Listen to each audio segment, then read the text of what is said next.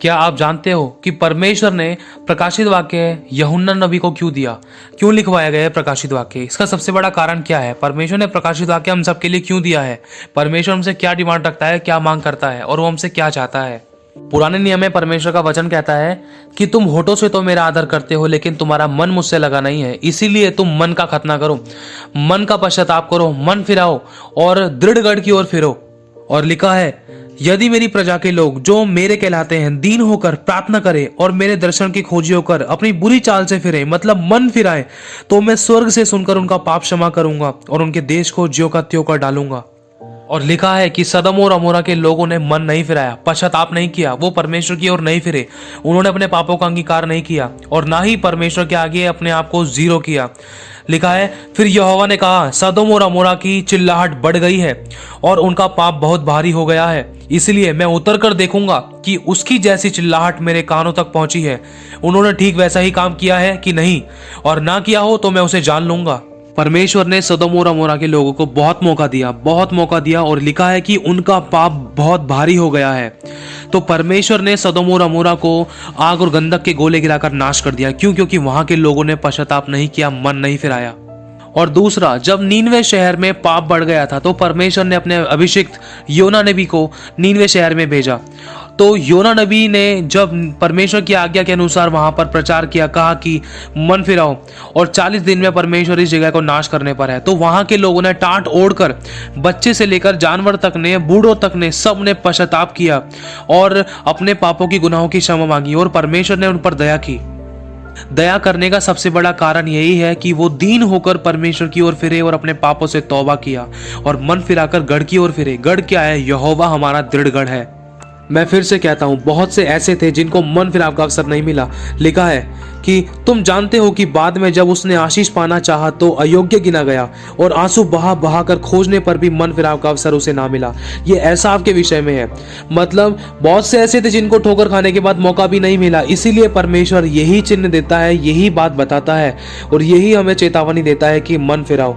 हमें तो लगता है कि हमने पाप कर लिया, प्रभु हमें क्षमा कर देगा, ये हम सोचते हैं। क्या परमेश्वर हमें क्षमा करेगा? परमेश्वर की ओर क्या है? परमेश्वर और हमारे विचार में जमीन और आसमान का अंतर है। उसका वचन कहता है कि जब उसने अपने इकलौते पुत्र को ही नहीं रख छोड़ा तो हम कौन से हैं? हमको क्या वो छोड़ेगा? जब उसने अपने इकलौते पुत्र को सलीब पर छोड़ दिया था, क्रूस पर छोड़ दिया था, यीशु ने कहा कि हे पिता, तूने मुझे क्यों छोड़ दिया? पाप के कारण पिता ने अपना मुंह यीशु से छुपा लिया था। लिखा है कि जो बार बार समझाए जाने पर भी हट करता है, ढिठाई करता है, वो अचानक नष्ट हो जाएगा और उसका कोई भी उपाय काम ना आएगा। यह भी लिखा है कि एक ऐसा भी मार्ग है जो मनुष्य को ठीक जान पड़ता है, लेकिन उसके अंत में मृत्यु ही मिलती है। और इस बात का ध्यान रखना, परमेश्वर अपने वचनों से बंधा हुआ है। वो अपने वचन के विरुद्ध जाकर काम नहीं कर सकता, क्योंकि वो पवित्रता के कारण महाप्रतापी है। और यह भी लिखा है कि सबसे पहले अपने मन की रक्षा कर, क्योंकि मन में असाध्य रोग लगा है। जैसा तू मन में सोचता है वैसा तू है, जैसी तू मन में सोचती है वैसी तू है। और लिखा है, क्योंकि सच्चाई की पहचान प्राप्त करने के बाद यदि हम जानबूझकर पाप करें तो पाप के लिए फिर कोई और बलिदान बाकी नहीं है। हाँ, दंड का एक भयानक बाट जोना और आग का ज्वलन बाकी है जो विरोधियों को भस्म कर देगा। जब मूसा की व्यवस्था के अनुसार, जब मूसा की व्यवस्था थी, लिखा है कि जब कोई मूसा की व्यवस्था को नहीं मानता था, ना मानने वाले 2 या 3 जनों की गवाही पर बिना दया के मार डाले जाते थे। तो सोच लो कि वो कितना और भी दंड के योग्य हो ठहरेगा जिसने परमेश्वर के पुत्र को पांव से रौंदा और वाचा के लहू को जिसके द्वारा वे पवित्र ठहराया गया था अपवित्र जाना और अनुग्रह की आत्मा का अपमान किया, क्योंकि हम उसे जानते हैं। और लिखा है, जब मूसा की व्यवस्था का ना मानने वाला 2 या 3 जनों की गवाही पर बिना दया के मार डाला जाता है, तो सोच लो कि वह कितने और भी भारी दंड के योग्य ठहरेगा जिसने परमेश्वर के पुत्र को पांव से रौंदा और वाचा के लहू को जिसके द्वारा वह पवित्र ठहराया गया था अपवित्र जाना है और अनुग्रह की आत्मा का अपमान किया है, क्योंकि हम उसे जानते हैं जिसने कहा, पलटा लेना मेरा काम है, मैं ही बदला दूंगा। और फिर यह कि प्रभु अपने लोगों का न्याय करेगा। जीवित परमेश्वर के हाथों में पड़ना बड़ी भयानक बात है। और लिखा है कि धर्मी जन ही कठिनाई से उद्धार पाएगा, तो पापियों का क्या ठिकाना।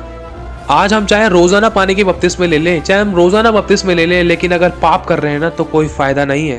पहले सूखे पापी थे, आज गीले पापी हैं।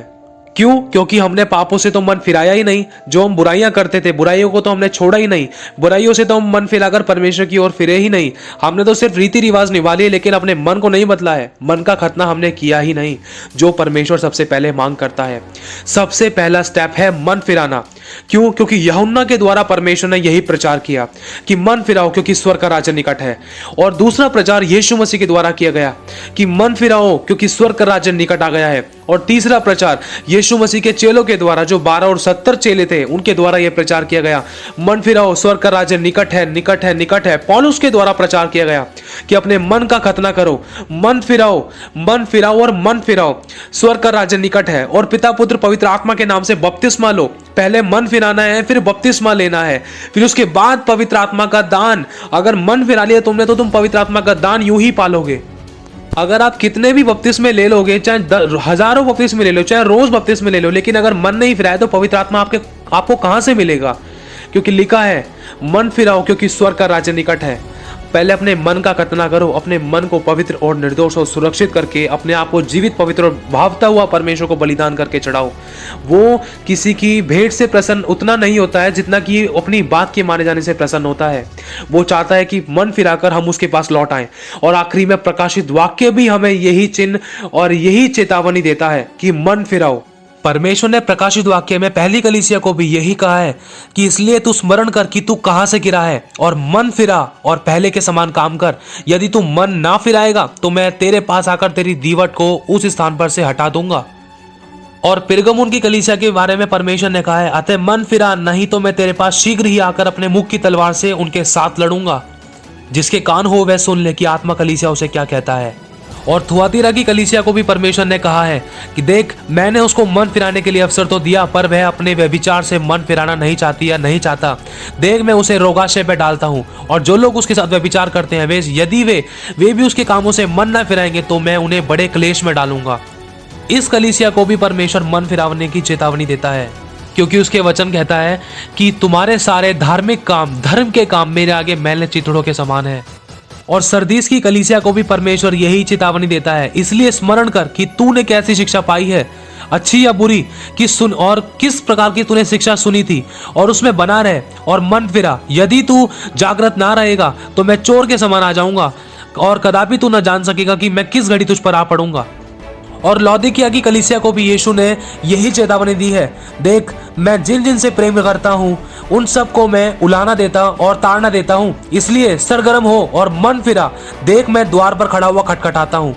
परमेश्वर ने अपनी कलीसियाओं को मन फिरावने की बार बार चेतावनियां दी हैं, और हम परमेश्वर की कलीसियाएं हैं। चाहे हम इस धरती के किसी भी कोने में रहते हो, हम परमेश्वर की कलीसियाएं हैं, और परमेश्वर हमसे यही मांग करता है कि मन फिरा और मन फिरा, क्योंकि स्वर्ग का राज्य निकट है। स्वर्ग का राज्य मतलब बहुत जल्द परमेश्वर आने वाला है, बहुत जल्द। वो अल्फा और ओमेगा, आदि और अनंत काल का सर्वशक्तिमान प्रभु बहुत जल्द आने वाला है। और प्रकाशित वाक्य के 16वें अध्याय में लिखा है कि परमेश्वर के प्रकोप के 7 कटोरे, जब कटोरे उड़ेले गए तो भी परमेश्वर ने क्या इच्छा रखी है। लिखा है, मनुष्य बड़ी तपन से झुलस गए और परमेश्वर के नाम की, जिसे इन विपत्तियों पर अधिकार है, निंदा की, पर उसकी महिमा करने के लिए मन नहीं फिराया। परमेश्वर की ओर पश्चाताप करके ये लोग नहीं फिरे। और लिखा है कि और अपनी पीड़ाओं और फोड़ों के कारण स्वर्ग के परमेश्वर की निंदा की, पर अपने अपने कामों से मन नहीं फिराया, मन नहीं फिराया, मन नहीं फिराया। परमेश्वर शुरुआत से लेकर अंत तक परमेश्वर हमसे यही मांग रखता है कि मेरे बच्चे, मन फिरा और मेरे पास फिर से लौटा, तेरा प्रतिफल मैं हूं। जैसे यीशु जब क्रूस पर सूली पर चढ़ाया गया था, उसके दाईं और बाईं तरफ 2 डाकू थे। उसमें से एक डाकू ने तिरस्कार किया और दूसरे डाकू ने अपने पाप का अंगीकार किया। प्रभु देख, हम तो अपने किए हुए की सजा पा रहे हैं। उसने मन फिराया, उसको अपने पाप का स्मरण हुआ, और उसी से यीशु ने कहा कि तू आज ही मेरे साथ स्वर्ग लोक में होगा। ऐसा इसीलिए क्योंकि मन फिराना सबसे पहला स्टेप है। मन फिराओ क्योंकि स्वर्ग का राज्य निकट है। प्रभु आप सभी को बहुत आशीष दे। आप सभी को जय मसीह की।